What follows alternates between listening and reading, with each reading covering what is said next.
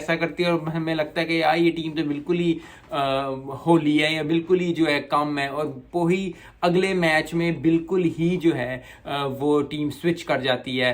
पहले ओडीआई को देख के ऐसा लग रहा था कि जैसे जो है साउथ अफ्रीका को बिल्कुल खेलने आया था, Arshdeep was on top of his game, और दूसरे मैच में बिल्कुल स्विच हो गया। तो इसीलिए पर्सनल लाइफ में और प्रोफेशनल लाइफ में भी होता है कि हर दिन एक जैसा नहीं होता। You have to work hard every single day. अगर आपका एक दिन नहीं है, that's okay, that's completely fine. मेरे भी बहुत दिन खराब जाते हैं, आपके दिन भी बहुत खराब जाते होंगे।